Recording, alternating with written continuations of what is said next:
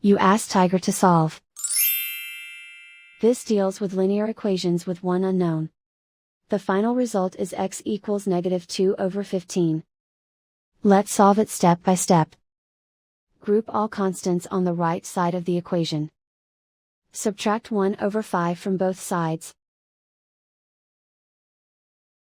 Combine the fractions. Combine the numerators. Reduce the zero numerator.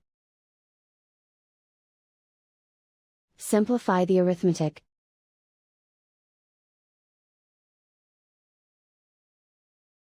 Isolate the x.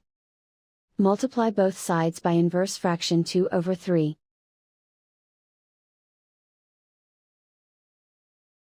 Group like terms. Multiply the coefficients. Simplify the fraction. Multiply the fractions. Simplify the arithmetic.